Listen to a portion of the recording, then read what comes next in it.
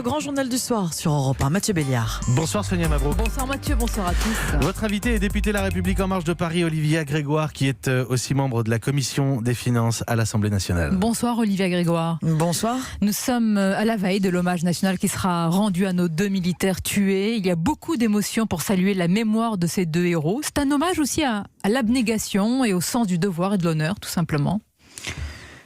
Ce sera un hommage effectivement demain à compter de 10h et d'ailleurs l'ensemble des citoyens qui souhaitent se rassembler sur le pont Alexandre III à Paris, mais j'imagine peut-être dans d'autres endroits en France, seront les bienvenus. Cédric de Pierrepont et Alain Bertoncello ont donné leur vie pour permettre de sauver les deux otages qui sont revenus ce week-end. Je vais prendre juste une seconde pour vous donner calmement mon point de vue, puisque j'avais le plaisir d'écouter un membre de l'opposition sur votre antenne ce matin. Il s'agissait de Benoît Hamon.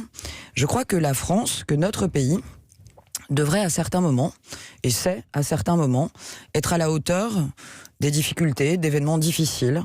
C'est aujourd'hui une triste nouvelle. Je pense qu'on est tous dans l'émotion. On a vu leurs épouses s'exprimer non sans énormément d'émotion. Je pense à elles aujourd'hui. Je me suis engagée en politique il y a 2 ans, pas pour faire de la petite politique politicienne, pas pour confondre, comme le disait joliment René Char, l'essentiel et faire en sorte que l'essentiel soit sans arrêt menacé par l'insignifiant. Quand j'écoutais ce matin Benoît Hamon critiquer les zones, l'action de M. Jean-Yves Le Drian, remettre en question la gestion du gouvernement sur cette affaire, à moins de 48 heures de cette nouvelle, je vais vous dire, j'ai été extrêmement mal à l'aise. Je pense que c'est parfaitement déplacé. Je pense que ça n'est pas digne de la politique. Ça n'est pas digne non plus du respect qu'on doit aux morts. Je vais rappeler simplement le contexte. C'est vrai, l'essentiel, c'est d'abord et surtout l'hommage à ces hommes d'exception. Mais il y a eu aussi des polémiques autour de la libération des otages. Et c'est notamment à notre micro sur Europe 1 que le ministre des Affaires étrangères, Jean-Yves Le Drian, a indiqué qu'il s'agissait d'une zone rouge dans ce parc de la Pointe Jarry. Vous avez vu la polémique. Vous estimez que ce qu'a dit notamment Benoît Hamon et d'autres qui ont précisé davantage ce dont il s'agissait pour cette zone n'est pas à la hauteur du débat de ce qui se passe. Benoît Hamon, est-il un spécialiste international du Bénin? Est-il un spécialiste de géopolitique? Est-il un spécialiste de gestion des risques géopolitiques? Je ne le crois pas. C'est un homme politique et à l'heure où on se parle, je pense qu'une enquête, Florence Parly, la ministre des Armées, l'a rappelé aujourd'hui, était en cours pour connaître exactement les circonstances de ce drame. La zone était fortement déconseillée. Était-elle rouge? Était-elle orange? Vous savez, je crois que s'arroger le droit de commenter des couleurs quand on est un simple acteur politique comme Benoît Hamon, dans des circonstances aussi dramatiques, c'est parfaitement déplacé.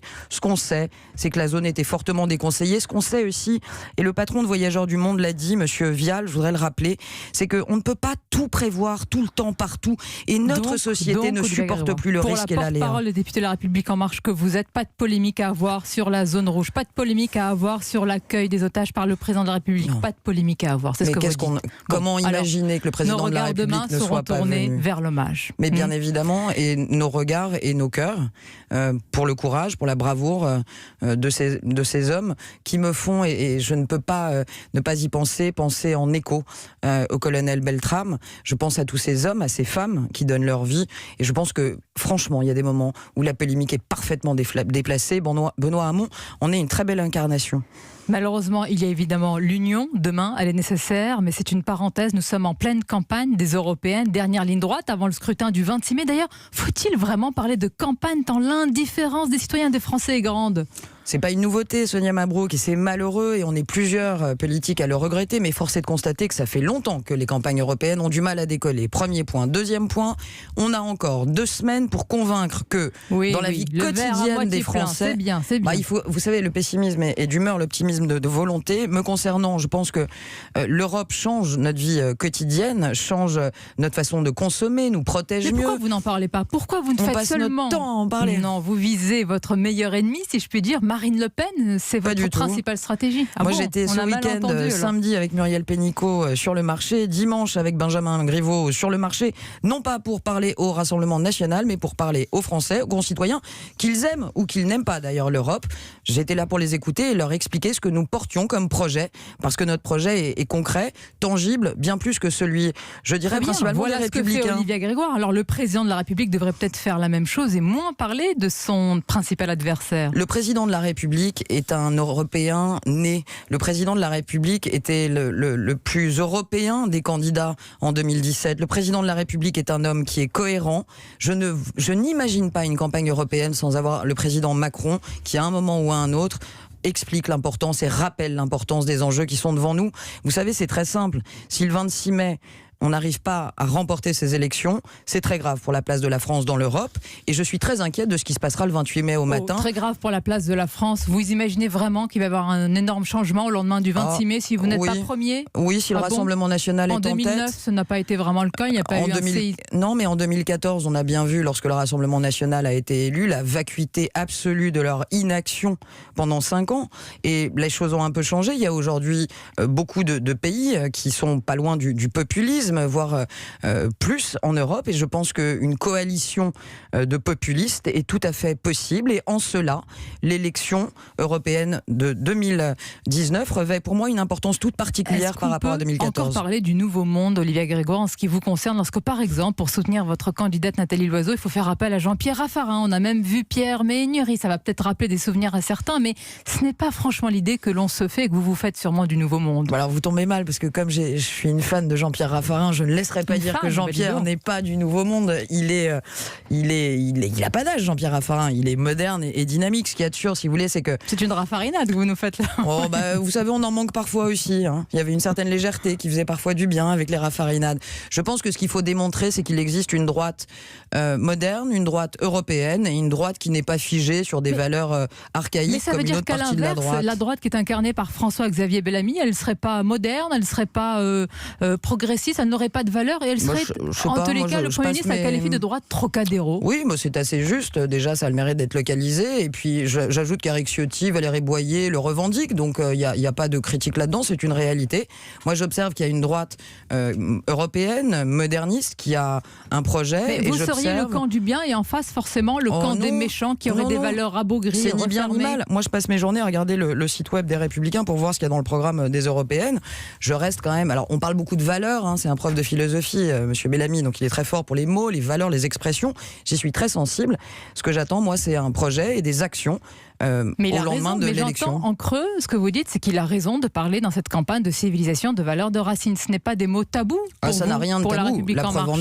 Certains, on a l'impression quand on évoque ces mots. Non, je crois pas. Et pour le coup, si vous relisez le courrier que le président de la République a adressé aux Français, il a parlé sans aucun tabou de frontières, d'immigration, de Schengen. Donc il n'y a pas de tabou chez nous. Il y a des valeurs, une volonté de mieux-disance sociale en Europe, une volonté d'une Europe plus écologique, plus solidaire, et aussi une volonté de dépasser les mots pour rentrer dans des actions concrètes. L'Europe a trop longtemps souffert. 2 semaines. Oui, notre programme fait 79 propositions, ça n'est pas en 2 semaines qu'on les a imaginées. On les explique sur les marchés, notamment dans les réunions publiques, on en parle beaucoup. Je reviens pour conclure à la scène strictement nationale. Mathieu Béliard en a parlé tout à l'heure, c'est la réforme de la fonction publique avec un front uni syndical face à vous et puis d'autres choses qu'on peut citer. Le contexte social n'est pas du tout apaisé pour l'heure, il reste tendu.